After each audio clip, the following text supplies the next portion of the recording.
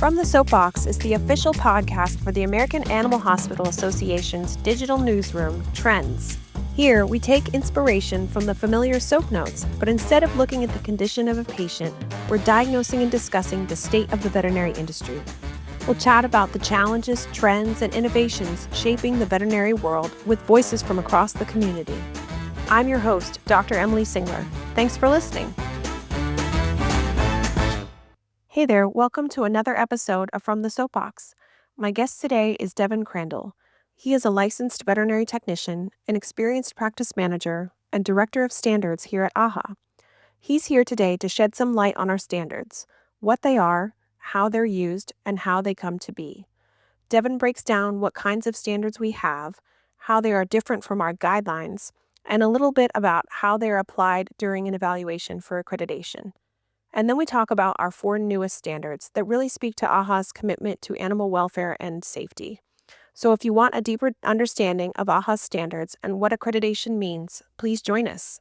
Here he is from the Soapbox, Devon Crandell. Hey, Dr. Singler. How are you? Doing well. How are you?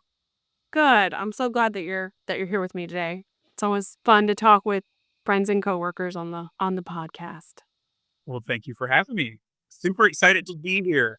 Yes, and friend, coworker, and complete subject matter expert on the topic, I should add. So very glad to have all your insight and expertise on this, because I think it's something that, like AAHA accredited practices, those who are really involved in the process of accreditation probably have a very good understanding of the AAHA standards, but there may be many others out there who not so much.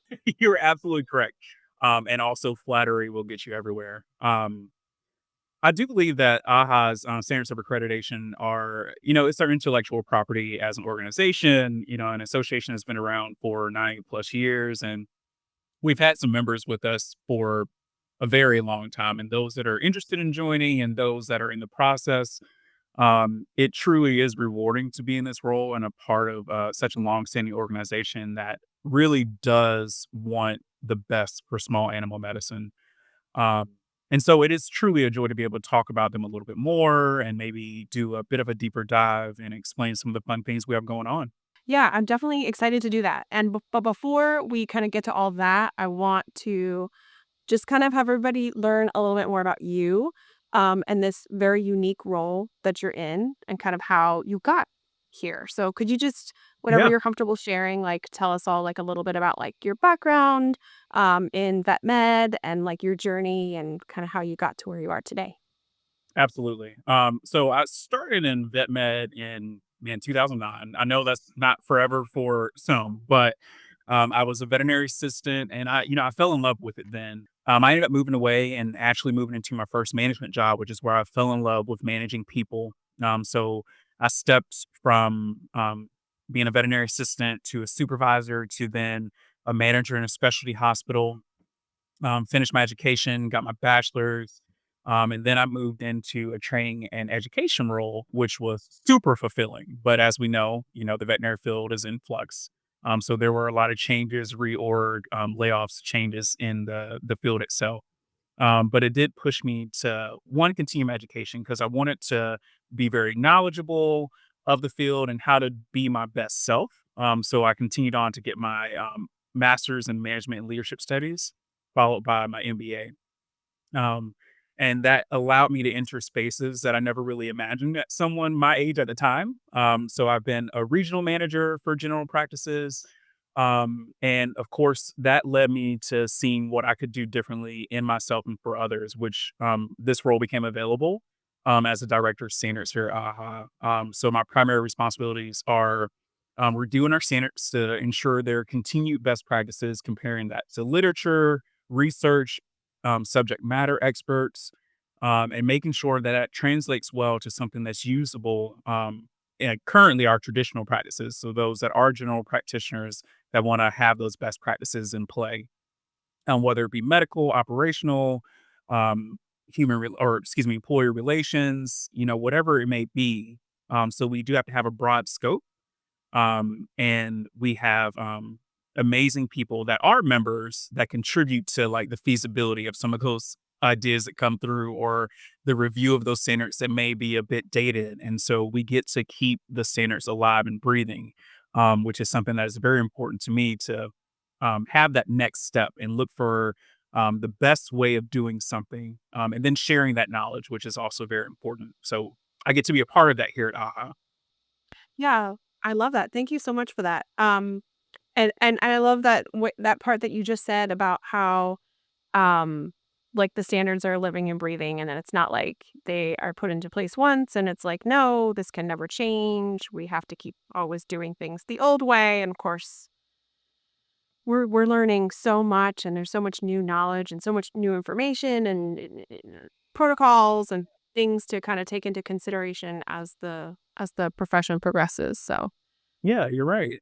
And, like, we've taken a lot of steps too. Like, as you know, we kind of all made the joke of, veterinary medicine is X amount of years behind human medicine. But I think that as we continue to challenge ourselves to think outside the box, which the veterinary field has been doing a lot of lately, and I'm super excited for that in the future. Just to see, even from when, I started years ago, to where we are now, and the medical advancements that we've done, and like the focus on employee mental health and culture, like those things truly do mean a lot, that we're working towards something better and brighter than some of the older practices. So very good point. yeah, yeah, absolutely. Um, so you mentioned your role now. You're the director of standards. Um, and I guess let's just get into a little bit more about like standards. Like, so for those who don't know, um, what is a standard? Like, what is the purpose of a standard for AHA and the practices that are accredited by AHA? What does that even mean? Absolutely. So our standards of accreditation, they belong to our members.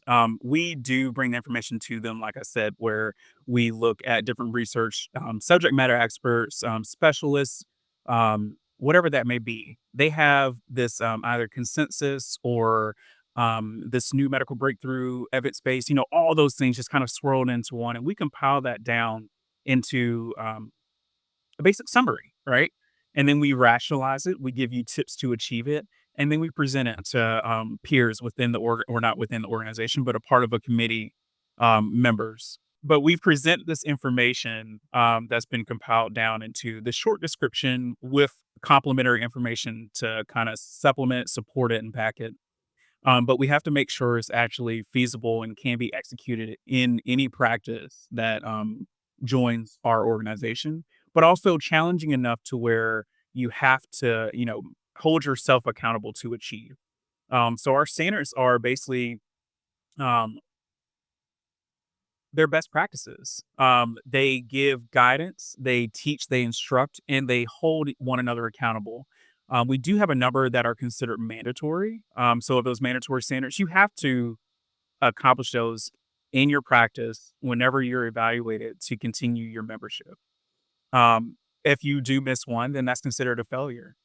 And we also have point based. So the point based standards, each category is separated out. So let's say surgery, anesthesia, leadership, human resources, and so on, up to I think we're at 22 or 23. Um, but even in those, you have to have a certain passing percentage, and those are where our point-based standards come into play. So they are again that those the compilation of all the things that we want to see in a high functioning veterinary practice. And so you're basically scoring yourself. So it becomes like a little bit of a competition among our members. Not that they're trading scores or anything, but it's always a fun thing to see like, hey, I can absolutely do that. And I can make sure I have an A in that section, and the next one, and the next one, and so on. So it is really exciting to see like the passion that our practices have for the standards and being able to promote them, as well as promote us, and we promote them, and back and forth. So it is really exciting to have that feedback and see that fun that they enjoy with seeing our standards. I didn't know that, that it's kind of like a point of pride to not only be accredited, but to kind of have like very high percentages of like accomplishing the point-based standards in each category. Absolutely. I mean, it's a personal pride, right? Like your scores aren't shared by any means, but like if you want to, nudge a neighbor at AHA Con or something and say, "Hey, I got 100 in this one," the veterinary field is super competitive, which is the fun part of being a part of it. Well, hey, I guess whatever motivates you, right? Exactly. Exactly. Who are we to Um, judge? yes, exactly. Okay, and then, the next, question that I see every once in a while from people is because we have standards and then we have guidelines. So, what's the difference? Just could I generally, I know guidelines are not really in your purview, but, like, what's the difference between a standard and a guideline from AHA? You are absolutely correct. Our guidelines are phenomenal, and I must say that I'm super jealous of Dr. Ingrid Taylor for the work that she dumps into them and all of the rapport and those relationships that she gets to build with different specialists within our industry or outside. Like we've had phenomenal guidelines that have been produced that do overlap human medicine and community care and all of these beautiful things that we want to do and promote within the field, but maybe are unsure of how to achieve it, or would like some guidance, right? And so our guidelines, to me, again, not to speak for her, but they are just a beautifully crafted mode to achievement of whatever subject we're focusing on. So let's talk about anesthesia because we also have an anesthesia category in our standards. Um, she will Mhm. go into detailed or she will detail, excuse me, your anesthesia equipment. She'll touch on best practices for monitoring vital signs or acceptable parameters, how you should scrub and what attire to wear, um, patient prep, etc. Like they are based, it's in basically a several page consensus statement from those that do it best, but making it applicable to any practitioner in any level of practice to be able to pull some information out of it. On the flip side, I guess we can still focus on anesthesia. Our standards of accreditation are those brackets. So again, still kind of breaking it down. So if we, want to talk about mask induction, like not ideal in every scenario. Like if you have an exotic pet, like absolutely. So we go into those details. So separate, the two are separate, but they do have a lot of overlap. Um, our standards of accreditation, again, do rationalize the description or the requirement or the expectation of the standard itself. We give you tips to achieve, so still overlapping our guidelines. And then we build out resources going to that, so still overlapping our guidelines. Um, but there are places where we branch apart to where the standards may go into greater detail and the guidelines are meant to be more broad so you can form your own opinion about the text so you can continue to practice the way that you choose to. But while also having some a script to follow, if you will. Um, so similar, but not the same. Yeah, yeah. No, that's very helpful. I think the way I sometimes think of it too is like the standards are like a reference that's available to everyone and but they're not, I mean, like a very, very detailed peer reviewed reference created by experts. Um, but they're not like AHA accredited practices or would be accredited practices are not evaluated against guidelines, right? They're evaluated against the standards, but the guidelines are kind of there for anyone who wants to consume them. You were absolutely right, and a big part that I missed was exactly that, is that our members benefit from our standards of accreditation, and they can prove proficiency based on, the achievement of accreditation, through the standards. And Mhm. our guidelines are definitely open source. We want everyone to view them and receive that information and utilize it, the way that they see, best for their practice, or for their individual practice of medicine. So you're absolutely correct. And truly a miss on my part. But No, no, no. It's 100%. teamwork. That's right. We did it together. Not nervous or anything. And then I wanted to kind of like understand a little bit more about um which is something I assume you spend a lot of your time working on, which is like say you have a standard or a like that needs to be updated or a standard needs to be created that didn't exist. Like what's that process like and who participates in that process to decide like what the standards should look like? Very good question. And that was one of the first things that I had to take on coming into this role was deciding how would that process look both internally and externally to the organization. Um, Externally being our members, right? Because our standards are member exclusive. Though we may talk about little bits and pieces of them here and there, they're still the intellectual property of our members. Um, so whenever we have a recommendation, the current state is that whether it comes from a member or an AHA staff member, or our board, for example, they could say, "Hey, I really want to work on this. I've heard this is the newest, latest, and greatest," or "I heard that standard blah blah blah number 14 isn't quite what is considered a best practice anymore." So I received those submissions. My request is that you share the standard number at a minimum. What's off about it? And then we can talk through what resources will be needed to support the change. So one of my biggest requests is that whether you're sending me an email or a message or you're picking up the phone and calling me, is that the information is current, relevant. There's some sort of authority to it. So that author or that journal, there's someone who have truly explored that topic and have that credibility behind them. It's accurate and there's a purpose behind the requested change. So the crap method. And then I can then take that information, make sure it's summarized into something usable, or then come back and say like, hey, this may not pass the different filters that we need to go through. If it's medical, I absolutely lean on the staff doctors, such as yourself, Dr. Singler, for support from a medical perspective. Or if there is an operational piece, we have a number of CVPMs on staff. Our human resources director, for example, is another one for anything like that.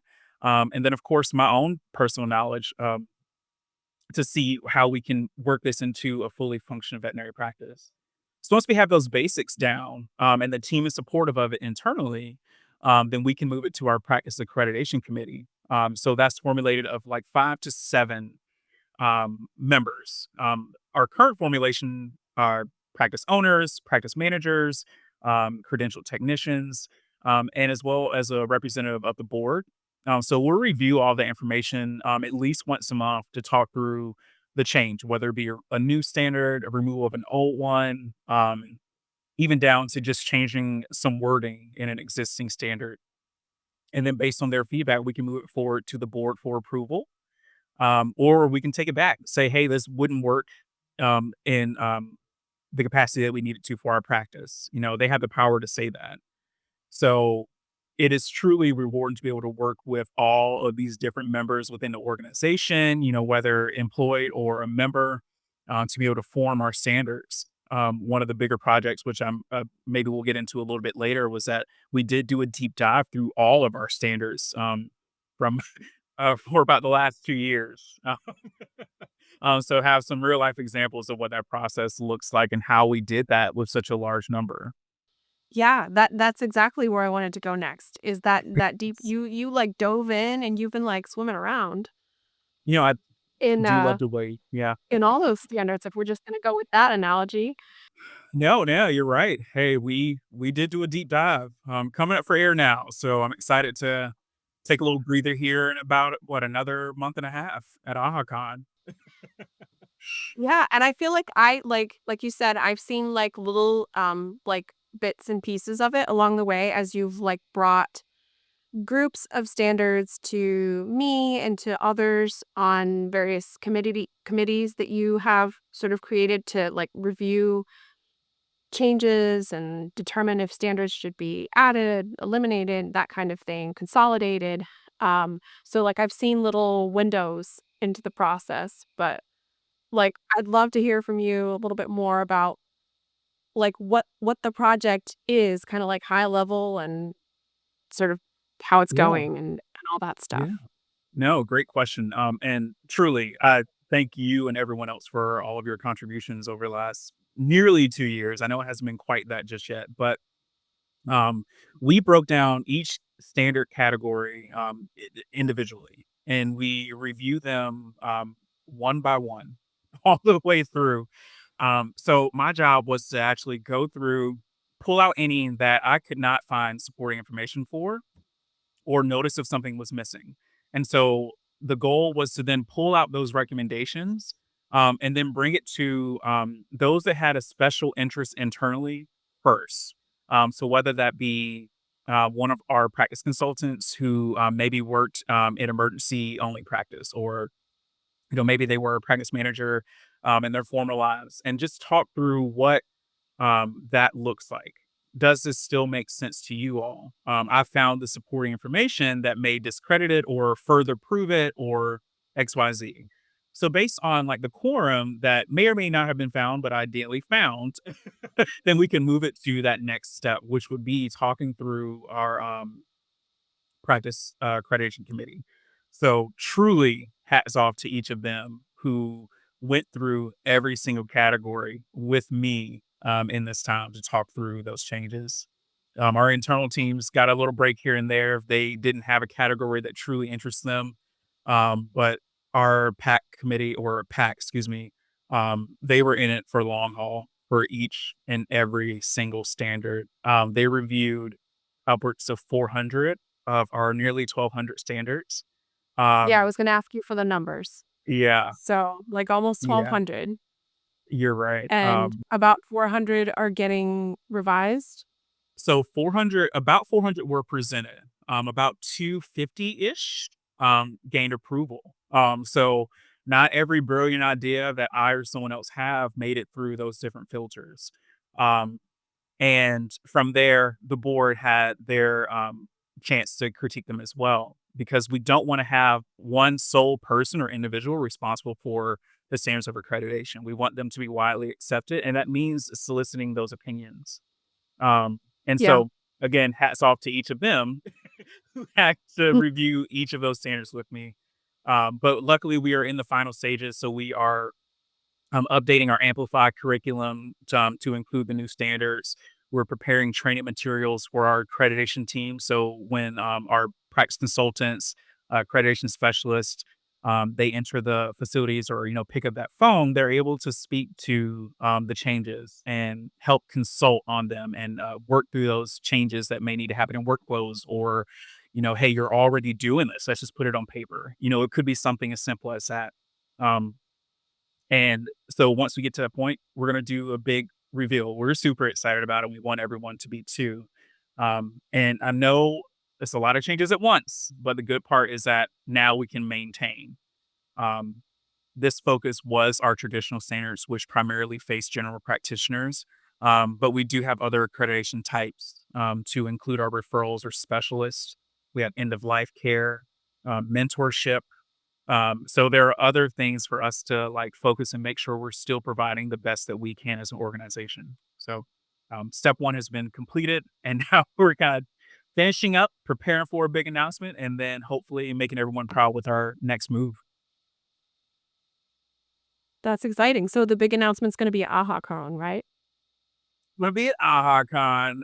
We're so excited. Yay! I actually just learned that our Dr. Jessica Vogelsang will be the one providing that big announcement and bringing the joy back into it, which she so beautifully does every time she speaks. So I'm excited that she'll be the one doing it, and hopefully not me. But I'm also excited to be there. But she is truly amazing. So I'm excited that she will be the one. Well, I'm excited for that. I'm not gonna be there. I'm not gonna be seeing that live, but I'm excited for it, and, just congratulations to you on all the work that you've done. I know it's definitely been a team effort, but you've been leading it, so It is congrats to you. absolutely a team effort. You are absolutely correct. Could not and probably mentally couldn't do any of that by Yeah. myself because it was a lot of work Yeah, for sure. it's a huge Um, project. yes, yes, but we're excited. So you mentioned the other, types of standards, like the end of life care, the referral, and you said mentorship? Oh yeah, there's Um, mentorship too. are Yeah, so are those gonna be getting kinda like a review and a refresh of sorts as well? So the possibilities are endless. Mentorship, mentorship, internship. Uh, sorry, I'm drawing a blank. But for example, those two, they're optional supplements to your accreditation. So if you do offer either of those two in your practice, then that's something that you can pursue if you pass traditional accreditation. So those are definitely ones that we could absolutely work on next. We could focus on our specialty standards, which we refer to as referral. But my brain gets stuck on specialty. Never sure why, but like that could absolutely be our Mhm. next one as well. So the possibilities are endless. If anyone has any ideas, let us know. Of course, I have ones that I truly want to step into too. But again, I don't do any of it alone. So it's always exciting to be able to have that feedback too of what will be our next thing that we want to focus on as an organization. So yes, that could be a next step. AHACon 2025 is more than just continuing education. It's your chance to take your career to the next level. Earn race approved CE credits, engage with industry leading experts, and gain fresh perspectives to bring back to your practice. Hear from powerhouse speakers, plus enjoy unique experiences like live pet portraits, charm bracelets, professional headshots, resume reviews, and much more. September 11th through 13th in downtown Chicago on the Magnificent Mile. Don't miss this transformative event. Learn more at c.aha.org. That's the letter c.aha.org. Looking for the latest veterinary news? Stay ahead of the curve with stories from the American Animal Hospital Association's digital, award winning newsroom, Trends.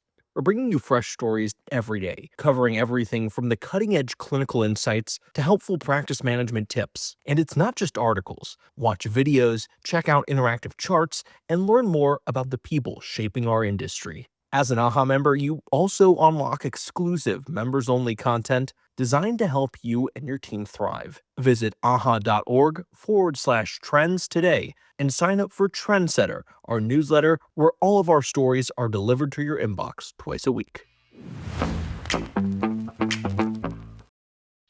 All right. Well, I want to talk about like four new standards in particular that are very new. Um, and I probably I'll say them, but then you can give a lot, I think, more detail and maybe say it better than I can. But four new standards that were just released within the past few weeks. Um, that basically recommend scanning for a microchip with every patient, and then recommending against certain elective procedures when they're not done for any therapeutic benefit. So, Yeah, debarking or devocalization, decline, and ear cropping. you Um, nailed it. Uh, so yeah, what can you tell us about those standards? oh, I can tell you all the Because things. I think it's I mean I think it's very exciting. Um, Yeah. I think it's very exciting that we have them. I think probably there are a lot of people who are very happy to know that that's now part of what we're trying to hold everyone to that standard. And would love to know more. Yeah, no, our four new standards, they focus on three procedural standards and one microchipping standard and animal identification. It has not been an easy decision for us to make. It did take a lot of discussion to to find the right wording for one, which was one of my initial challenges for sure. But over the last, it's probably been about a year and a half, maybe a year, um, where the board, including our chief medical officer, Dr. Jessica Volk, was saying, really started doing a deep dive into our position statements and questioning whether or not that was enough. Could we do more to support um, the the causes, essentially, right? Because our position statements are us saying like we either really endorse this or either we are, speaking out against this. Um, but we have a very unique opportunity where when people join our organization, it's voluntary. You say that you want to promote the best. And with that, we see a way for us to say that these four position statements, um, we want people to not do them or do them in the case of microchipping. So with our 3 procedural, they came into effect on AHA Day, which is July 22nd, because we wanted them to be as promoted as possible and with a celebration that already exists. So now our expectation is that our member practices do not perform feline declaws, devocalization, or canine ear crops, unless there is a true medical need for that. Um, we have prepared our teams with different examples of when they may be necessary. But ideally, you wouldn't refer for those specific procedures, especially if they're cosmetic or not deemed therapeutic for the patient. And again, it includes the feline declaws, the devocalization for canines or debarking, and then any ear cropping. Um, that is a huge passion of ours. I've received nothing but support so far. And I do believe that that is an amazing move by the board, and I was happy I could be a part of that. The other side of it is that animal identification and microchipping. We had a company, a registry that, will close their doors, what was it, earlier this year. So it kind of urged the importance of making sure your pet can be found if it's lost. And the only way to do that is make sure, one, they have a way to identify them if they do go missing. Um, and then the flip side of that is that if they were to go missing, right, we have to be able to use a microchip scanner to actually acquire that number, look it up through a registry, and then make contact. And so there are different steps that us as veterinary professionals have to do: implanting or recommending, then implanting, scanning, and then making sure you have that number and make sure that that number is tied to your current contact information. So those steps have been promoted in our standards of accreditation to make sure every lost pet finds their home, and that we are the catalyst to make sure that that happens. And using a registry that is alive and breathing, like make sure that we're keeping that information up to date. We're discussing it as a reminder, because if you're in the middle of a move, it may not be something that's on top of your mind. But there's an opportunity for us to take that step to encourage. So also very high importance for us too.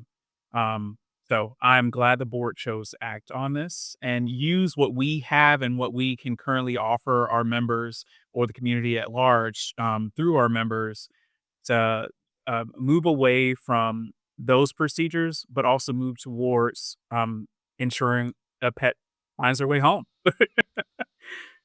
So I love that, like it wasn't something that AHA had like never talked about before and like didn't already have an opinion, maybe opinion is not the right word, but like we had a position statement. So we were already like speaking out about these issues, but that Dr. Vogelsang and the board and others who are in a position to do something, including you, were able to say, you know what, we have this authority as an organization that creates the standards to take a stronger stand, to kind of put a little oomph behind it and say, not only do we believe that this is very important, but now we're going to hold you to that if you're going yep, to choose, like you said, to be a part of the AHA accredited practice community. If you're going to put yourself out there with the AHA logo, the AHA name, on your door, on your wall, within your hospital, that you're going to also commit to having um, agreed to these standards and to Yeah, practice in this way as well. Um, so my understanding, so they're point-based standards for now, right? for So now. they're not mandatory. Yes, for now. Uh, for now. So the idea, I feel like what I've heard is that hopefully within a year there'll be kind of a review to You're right. determine um, if the move will be made towards them being mandatory standards. You are correct. We wanted them Uh, to be impactful right out the gate. So yeah. we wanted to introduce them first, which was July 22nd. We wanted everyone to be able to have that opportunity to talk to their practice consultant, their accreditation specialist, me, whoever they may be in the organization to talk through um, their willingness essentially to support us in this decision, and then prepare their clients within the next, let's say, 4 months or so, because December 1st is when it's going to start appearing on their evaluation tools. So anyone that does have an evaluation scheduled after December 1st, 2025, will have that standard with that point value attached to it on their evaluation tool. So we want everyone to have enough leeway to be able to, if they do perform any of those procedures, that they're able to notify their clients like, hey, beginning this day, we'll no longer be doing that because we do support this mission. So after that, those high impact standards, which they're, I think, 60 points for microchipping and then 80 for the procedural ones, um, to make sure that we're doing our due diligence. By notifying and enforcing around it, with enough time, but also encouraging the Yeah. importance of it as well. So over the next 1 to 3 years, don't ever want to say like within the next year this could change, because what if there is flexibility needed, or our evaluation cycle has completed for a hospital that was evaluated for this year, right? Like, what if they're on a 3-year renewal cycle? So we'll continue to review over the next 1 to 3 years to see what impact this has, what feedback have we gotten, and then make the ultimate decision from there. But our goal is to move it to mandatory for all 4 of them. Just full transparency. That is absolutely a goal. But we also want to make sure we have our members' support um, as a whole. So, very good question and very good point. So, Well, Sue, thank you. Thank you for your very detailed answer. absolutely. If there are member practices that have questions about these standards, who would you recommend that they reach out to? Yeah. So you have options.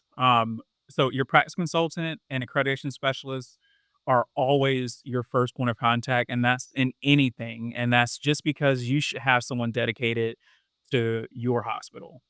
However, to reach me, there is a generic inbox, a shared inbox with content, the content team, which is standards, STANDARDS at aha.org. So any email sent to there, will have visibility to it, but primarily me. And then that way I can answer your question, receive any standard recommendations that you may have, and then make sure your practice consultant and accreditation specialist are informed of your concern. That way, as I follow up, they can follow up, and vice versa. Vice versa. So there is a nice communication loop that we can make sure circles back around. So you have options. Practice consultant accreditation specialist is always your first point to make sure they are most knowledgeable of your account. But even if you send me something, I'll make sure they stay informed too. But either way, if you have a recommendation, if you have something you want to talk to, reasoning you want to speak to, standards at aha.org is a phenomenal resource as well. And I'll be sure to answer any questions to the best of my ability. Well, I really enjoyed this conversation, and I hope that it's been helpful. I'm sure it's been very helpful to those who, like, maybe aren't as well versed with, sort of the lingo and the whole process of accreditation and the importance of standards, but they're really such a backbone of all the work that we do here, and, kind of guide all the other things that we do. So I'm really, really glad that others are gonna learn more about that. But just with all this exciting new stuff that we've been talking about with the standards, I just want to find out, like, what's something that you're excited about in vet med. Oh man. All of it. No, I'm kidding. Well, actually, yeah, All of no, it. it is all Good of it, answer. Good but answer. it is a good answer. But as a technician at heart, for sure, and on paper, technician utilization has always been something that I've advocated for, especially title protection. That is a huge thing for me. Um, I'm excited to see that one AHA is taking a stance of technician utilization. We have standards that ensure our titles are protected. And I'm excited to see that everyone continues to advocate for technicians in hospital. Um, we're not quite there yet. especially with it, primarily being a state's decision and that individual medical board. And I do understand that. But I am excited to see the progress that we have made and where we'll go in the future. So that is something I'm very excited about, and being a part of an organization that has also taken that step for me, but also with me, is truly heartwarming. So, I'm excited to see that continue. And my colleagues, my fellow technicians, we continue to maximize our license and be able to, do what we intended to do with it. So super excited. Shout out to all the credentialed technicians. I mean, all members of the team are so vital, but we Yes. couldn't do it without Yes. you. We couldn't do it And we without can do you. without our veterinarians, and our Oh, veterinary assistants and kennel techs, everyone is amazing for sure. Um, but I am super excited to be able to see where title protection and, not even just segregation of duties, like, I don't even think that's the most important part, but, like, being able to say, like, "I'm a technician and I am your technician," like, uh, human nurses, "I am your RN for today," like, I wanna be able to say that. yeah. Yeah. You, have, this autonomous role that is not just, assisting somebody else. You have, Yes. your own job to do, and you Yes. know how to do it. Do my own thing. Yeah. I mean, obviously, we all work together as a team, but Yes.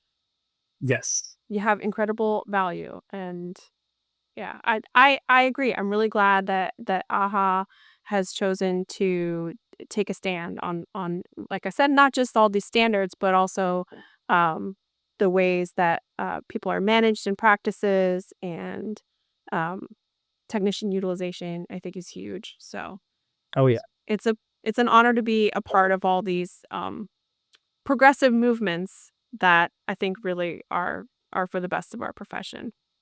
100% agree and support. And it is something that has been a passion of mine for a long time.